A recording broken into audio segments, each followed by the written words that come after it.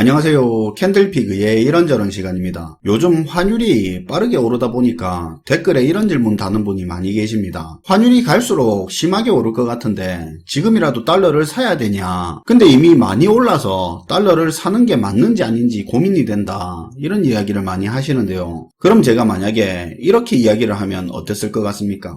미 연준의 금리 인상의 의지는 이제 확고해진 건 사실이고 우리는 미국의 금리 인상 속도에 맞춰야 함에도 불구하고 너무 쌓여버린 부채 위기가 터질까봐 그게 겁나서 우리가 미국 금리 올리는 것만큼 따라가기 힘들 거다. 그러다 보면 한미 금리 격차는 커질 것이고 환율 문제는 쉽게 해결되지 않을 거다. 자연스럽게 무역수지 적자 폭도 갈수록 심해질 거고 필연적으로 환율 상승의 압박은 더 강해질 거다. 지금 상황으로선 한미 통화 수합도 가능성이 낮고 미 연준이 금리 인상 속도 제어 뉘앙스라도 풍기기 전까지는 환율 변동에 대한 불안감이 지속적으로 증가할 거기 때문에 달러 수요 역시도 더 늘 거라 환율은 계속 오를 가능성이 크다. 지금이라도 달러를 더 사는 게 유리할 것 같으니까 달러 사세요, 2번 사세요 이런 식으로 이렇게 말하면 어떨까요? 그분들 입장에서는 뭔가 깔끔한 것 같으면서 원하는 답을 들은 것 같을 겁니다. 원래 사람이라는 게 결정지어주는 정보를 좋아하니까요. 근데 아시죠? 앞에서 말한 달러 사야 되냐 그런 질문을 하는 상당수의 심리가 사실상 달러를 사는데 마음이 기운 사람들입니다. 하지만 결정을 하기에 앞서서 자기를 망설이게 하는 뭔가가 남아있어서 다른 사람을 통해서 당신 말에 동의한다, 나도 그렇게 생각한다는 걸 타인을 통해서 한 번 더 확인하고 싶은 경우가 많은 건데요. 근데 우리가 지금이라도 달러를 사는 게 맞는지, 앞으로 환율이 더 오를까 아닐까 이런 말을 하기 이전에 우리가 우선 정리를 해놓고 달러를 사든 말든 고민할 부분이 있는데요. 그래서 오늘은 그 부분에 대한 이야기를 한번 해볼까 합니다. 단순히 달러를 사냐 마냐에 대한 내용일 수도 있겠지만 그 문제를 넘어서 우리가 직면한 경제 위기 상황에서 어떻게 해야 하는지, 경제적으로 경직된 사고를 좀 말랑말랑하게 하는 그런 계기도 되지 않을까 합니다. 우선적으로 우리가 알고 넘어가야 하는, 아니 반드시 기억하고 정리하고 있어야 되는 세 가지가 있는데요. 첫 번째는 이겁니다. 지금 가계부 쓰는 분 많이 없을 것 같은데요. 대충 카드 이용 내역으로 기록 남는 거 그거 말고 꼼꼼하게 일부러 소득과 지출을 기록하는 걸 말합니다. 경제 이야기하면 금리가 어떻고 채권이니 물가지수니 무역수지 산업동향 등등 뭔가 거창해 보이고 전문적인 것 같은 정보들에 집중을 많이 하는 편이죠. 이런 부분에 관심 가지는 사람들한테 소득, 지출 내역 이야기하면 장난치냐면서 진짜 되게 하찮게 보는 경우가 많은데요. 근데 이걸 정확하게 알아야 하는 이유가 이게 우리 각자의 경제활동과 경제적 판단을 하는 굉장히 중요한 기본이자 핵심 데이터 역할을 하기 때문입니다. 정부 관료는 국가가 돈 벌고 쓴 걸로 그 기록으로 경제정책 결정하는 거고, 기업은 어디서 얼마 벌었는지 어디서 얼마 썼는지 가지고 경영 판단하는 거 아닙니까? 마찬가지로 우리 개인 가게도 돈을 벌고 쓴 데이터가 경제적 판단의 가장 기본이 되는 중요한 겁니다. 이거 절대로 우습게 생각하면 안 되는 건데요. 특히 경제 위기 상황을 앞둔 현재로서는 개인의 판단 하나하나가 앞으로 큰 영향을 줄 거기 때문에 중요성이 더 강조되는 겁니다. 근데 아마 이쯤에서 성격 급하신 분들은 이 사람이 달러를 지금이라도 사야 되냐 말아야 되냐 그런 이야기는 안 하고 엉뚱한 이야기를 하냐고 혼자 생각하시는 분들도 계실 텐데, 이게 결국 다 연결되는 이야기니까 그냥 천천히 들어주시면 좋을 것 같습니다. 아무튼 첫 번째로 소득과 지출을 정확하게 확인해야 됩니다. 그걸 바탕으로 우선 이런 것들을 체크해 봐야 되는데요. 내가 소득이 제로가 됐을 때 현재 내가 가진 현금으로 몇 달을 버틸 수 있는지 한번 봐야 됩니다. 직장인이 소득이 제로가 되는 거라면 실직한 거니까 이 현금에 퇴직금도 포함하면 되겠죠. 여기서 중요한 건 바로 꺼내 쓸 수 있는 예금으로 들어있는 순수한 현금만 말하는 겁니다. 부동산이니 주식이니 다른 형태로 있는 자산은 제외하고요. 팔면 돈이 되는데 왜 제외하냐 할 수도 있겠지만 순수한 현금하고는 성격이 다릅니다.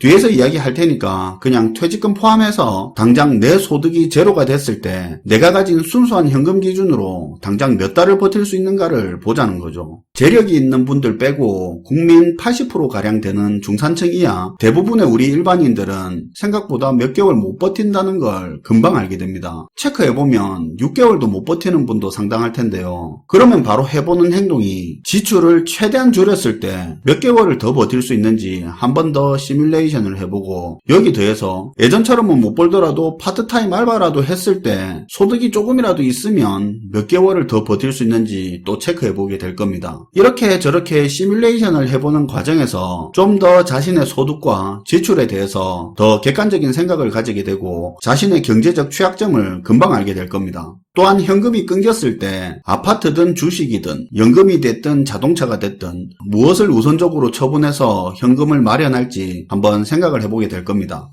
영상 들으시고 시간 날 때 대출 원리금부터 세금, 관리비, 소비지출 내역 한 1년치 평균 내서 꼭 한번 체크해 보시길 바랍니다. 한 두어 시간만 투자하면 될 겁니다. 경제 위기를 앞두고 우리 경제적 사고를 유연하게 하기 위해서 꼭 기억해야 할 첫 번째는 소득과 지출 내역 꼼꼼히 확인해서 보유한 현금 기준으로 소득이 제로가 됐을 때 얼마나 버틸 수 있는지 확인해야 된다는 게 첫 번째입니다. 그리고 두 번째는 위험자산과 안전자산의 성격을 제대로 이해하는 건데요. 사실 이게 굉장히 잘못된 상식으로 고정관념처럼 박혀있는 경우가 많아서 저희도 안전자산의 의미를 이야기할 때 어려움을 느낄 때가 많은데요. 안전자산을 경제적 위기가 왔을 때 가격이 올라가는 자산으로 그렇게 알고 계신 분들이 상당히 많습니다. 실제로 과거 위기 상황에서 그런 모습을 보이던 케이스가 많았으니까 그런 고정관념이 생길 수도 있지만, 그런 논리라면 인버스 상품도 안전자산이어야 하는데 우리는 그걸 안전자산이라 안 부르잖아요. 안전자산의 본질적인 의미는 그게 아닙니다. 위기 때 가치가 오르는 자산이 아니라 다른 자산하고 비교했을 때 상대적으로 가치 변동 폭이 적은 자산이라고 생각하셔야 된다는 겁니다.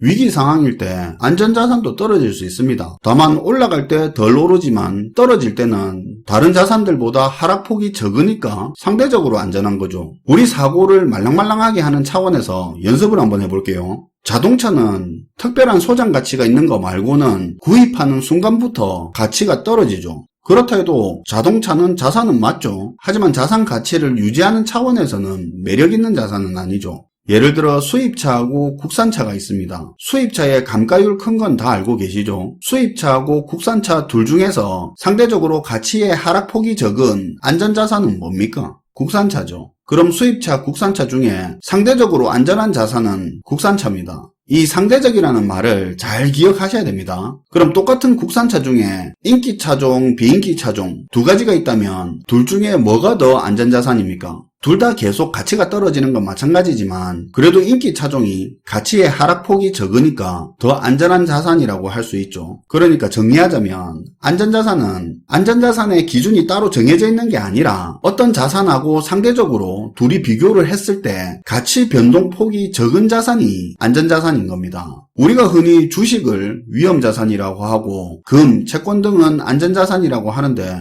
이것도 상대적으로 비교한 거죠. 하지만 코인하고 주식을 비교했을 때는 주식이 상대적으로 안전한 자산이 되는 거죠. 안전자산에 대한 내용 요 정도 선에서 정리를 하고요. 그리고 우리가 기억해야 할 세 번째는 자산은 그 형태가 바뀌는 순간 일정 부분 손해를 안고 시작한다는 겁니다. 이게 세금이 될 수도 있고 거래 수수료가 될 수도 있고요. 달러 같은 경우는 살 때, 팔 때 적용되는 환율도 다르죠. 이 자산에서 저 자산으로 바꿀 때는 자산 자체의 가치 변동, 시세 변동이 없다고 하더라도 어떤 형태로든 거래 과정에서 일정 부분 손실을 안고 시작을 합니다. 물론 자산의 가치가 오를 때는 이런 부분이 상쇄가 되지만 자산 가치가 하락할 때는 가치 하락분 플러스 거래로 인한 추가 손실이 있는 거죠. 그냥 간단하게 생각해서 오를 때 팔면 문제 없는 거잖아 할 수 있는데 문제는 내가 팔고 싶을 때 파는 게 아니라 어쩔 수 없이 무조건 팔아야 하는 상황일 때 문제가 되는 겁니다. 이런 경우가 어떤 경우겠습니까? 아까 첫 번째 언급한 것처럼 내가 실직을 하고 소득이 제로가 됐는데 가진 현찰 거의 다 썼고 추가적으로 대출도 안 된다고 칩시다. 다행히 내가 가진 주식이든 부동산이든 다른 자산 가치가 올라가 있는 상태라면 문제가 없겠지만 내가 실업 상태가 길고 현찰이 마른 상태고 은행이 추가 대출을 안 해주는 그런 상황이라면 그때 경제 상태가 좋은 상태라고는 할 수 없겠죠. 일자리가 쉽게 안 구해졌다는 건 기업 상황이 그만큼 안 좋은 거고 당연히 그건 전체적으로 소비의 침체 상황을 포함을 하겠죠. 그러면 은행도 부실 채권 비율 높아지는 그런 판국이라 쉽게 대출을 해주는 시기도 아닐 겁니다. 그런 상황에서 상식적으로 봐도 내가 가진 자산 가격이 오르고 있을 확률은 낮겠죠. 그때는 내가 가진 자산을 팔면 안 되는 시기이긴 하지만 당장 먹고 살아야 되고 대출 원리금 못 갚으면 집 뺏기고 세금, 관리비 내려면 일단 현찰이 있어야 되는데 돈이 없어요. 그러면 어쩝니까? 자산가치 하락분 플러스 거래 과정에서 필연적으로 발생하는 초반 손실 비용을 안고 팔아야 할 겁니다. 자, 이제 슬슬 정리를 해봅시다. 현재 직면한 상황을 잘 이해해야 하는데요. 인플레이션과 침체 두 방향에서 일이 동시에 일어나니까 헷갈려 하시는 분들이 많은데 물론 우리만 헷갈리는 게 아니라 전문가, 학자 전부 다 마찬가지입니다. 인플레이션이 심각하고 돈 가치가 떨어진다고는 하는데 돈 가치의 하락은 자산 가격의 상승을 동반합니다. 돈의 가치가 낮아졌기 때문에 표시되는 물건 가격이 높아지는 거고 자산도 마찬가지인데요. 그런데 지금 상황은 물가는 오르는 반면에 자산의 가치는 떨어지는 상황입니다. 우리는 이 포인트를 잘 기억해야 하는 건데요. 지금 물가는 우리가 당장 먹고 자는데 필요한 것들, 지속적으로 구매해야 하는 생필품 같은 것들 중심으로 가격이 오르고 있습니다. 생필품의 범위에서 벗어나는 물건들은 현재 수요가 극도로 줄어서 생필품만큼 인상폭이 그렇게 가파르지가 않습니다. 오히려 재고가 사상 최대치로 늘어서 심각한 상태죠. 그건 저희 영상에서 자주 다뤘었고 조금만 검색해보셔도 금방 알 겁니다. 전체 모든 물가가 하나로 퉁쳐서 다 오른다기보다는 꼭 사야 하는 품목들 위주로 더 크게 오르는 상태라 물가 고통이 큰 거라고 보시는 게 맞고요. 돈 가치가 떨어진다고 하는데 자산 가치의 하락을 보면 돈 가치가 떨어진다고 보기에도 사실 어렵습니다. 그리고 지금 환율 때문에 우리 돈의 상대적인 가치가 상당히 떨어져 보이는 것도 부정할 수는 없는데 실제로 한국도 금리를 계속 올리면서 돈의 사용료가 계속 오르고 있습니다. 돈의 가치가 올라가고 있다는 거죠. 벌써 시중에 정기예금의 금리가 5%대에 육박하면서 배당주의 매력이 떨어지고 있잖아요. 현찰이 쓰레기라는 말은 제로금리로 무작위로 돈 뿌리던 그때나 하던 철진한 소리죠. 현재 상황이 이렇게 두 가지 일이 동시에 벌어지고 있다는 건 기억을 하셔야 되고요. 예를 들어 지금이 불황에 접어든 상황이라고 가정을 합시다. 개인적으로 시작이 됐다고 보는데 어쨌든 동의 안 하시는 분도 있으니까 가정을 해보자고요. 어떤 일들이 일어날까요? 소비가 줄다 보니 사업 매출 감소로 대규모 구조조정이나 사업장 문 닫는 상황도 생길 거고 직장을 잃고 소득이 끊기는 사람도 늘어날 겁니다. 또는 당장 내 사업장 자체는 문제가 없지만 거래처한테 받아야 할 대금을 떼이거나 빌려준 돈을 못 받는 사람, 침체로 집값이 떨어져서 전세금 제대로 못 돌려받는 상황도 상당히 생길 겁니다. 이런 상황에서 은행도 마찬가지로 지금껏 대출을 해줬다가 떼이는 돈이 늘어나 부담이 커질 거고 담보가치 하락으로 대출금 회수나 대출을 예전처럼 해주지 않을 겁니다. 불황이 깊어지면 생길 수 있는 일이라고 우리 충분히 예상할 수 있는 일이죠. 이때 가장 귀한 건 뭘까요? 바로 돈입니다. 주식도 부동산도 아닌 바로 돈이 그 상황을 버티는데 가장 중요하고 귀해지는 거죠. 물가는 물가대로 오르는데 돈은 돈대로 귀해지는 그런 상황인 거죠. 그럼 원화도 현금이고 달러도 현금입니다. 뭐가 더 중요할까요? 당장 먹고 살고의 문제에 처한 상황에서는 투자고 저축을 떠나 지불 수단으로서 돈의 역할이 가장 큰 겁니다. 우리나라 금융 시스템이 완전히 무너져서 식당이고 슈퍼마켓이고 원화로 결제를 안 받는다는 그런 수준의 일이 있지 않는 이상 현실적으로 생각했을 때 아무리 경제 쇼크가 와도 당장 내가 밥 먹고 대출 원리금 내고 임대료, 할부, 세금 내고 하는 데는 한국에서 사는 한 원화를 쓸 수밖에 없습니다. 일단 최우선 해야 되는 건 원화 현금인데요. 그러면 이런 생각할 수 있습니다. 달러 가치가 계속 높아질 건데 달러 사놓고 그때그때 환전해서 쓰면 되는 거 아니냐.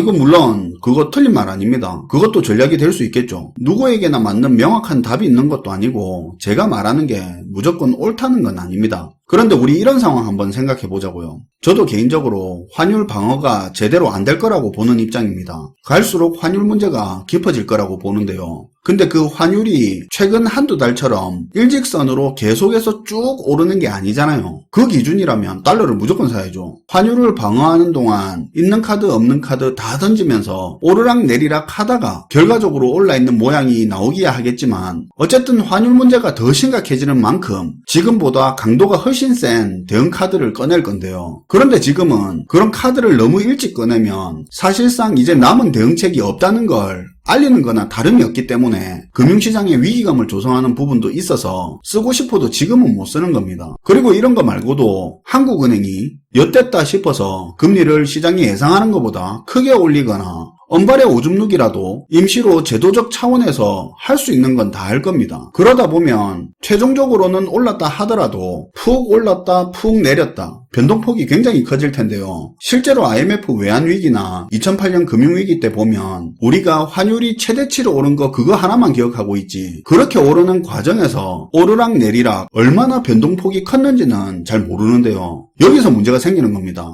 현찰 여력이 충분히 있는 사람들은 그냥 달러 사들이고 지켜보고 있다가 원하는 타이밍에 팔 수야 있지만 앞에서 말한 것처럼 현찰이 고갈된 상황에서 당장 쓸 돈이 없는 상황에 처한 사람들은 달러를 들고 있다고 해서 원하는 타이밍에 팔 수가 없는 겁니다. 그냥 돈 떨어지면 팔아야 되는 거죠. 그때 수익이 나면 다행이지만 하락하는 타이밍에 그게 겹치면 골 때리는 거죠. 그래서 지금 달러를 사야 되냐 말아야 되냐 고민하는 분이 있다면 그걸 고민하기 전에 꼭 이 부분은 기억했으면 하는 거죠. 우선 소득이 끊겼을 때 내 현금 여력으로 얼마나 버틸 수 있는지 먼저 확인하고 생각보다 버티지 못한다면 달러를 사는 고민을 하기 이전에 현금성 자산 비중을 높여서 자산 포트폴리오를 조정하는 게 우선이고요. 그럴 상황이 안 된다면 최소한 지출의 구조조정을 해서라도 몸집 줄이고 현금을 가지고 있어야 됩니다. 예전에 IMF 외환위기 때 환율 2,000원까지 가고 달러가 없어서 기업이 무너지고 난리라고 했지만 정작 우리 같은 소시민들은 그때 직장 잃고 가게 망하고 달러가 아니라 소득이 끊겨서 당장 써야 할 현찰 원화 몇백 몇천 못 구해서 신용불량자 되고 전재산이나 다름없는 집을 똥값에 내놓았던 겁니다. 달러에 비해 원화가 상대적 가치가 떨어지는 건 사실이지만 원화도 이자가 늘고 있고 지금은 가지고 있는 것 자체로 수익이 나고 있습니다. 절대 환율만 보면서 원화는 쓰레기라는 생각하지 마시고요. 이 현찰 여력이 집처럼 가장 소중하게 여기는 그런 자산을 지키는데 방파제 역할을 분명히 할 겁니다.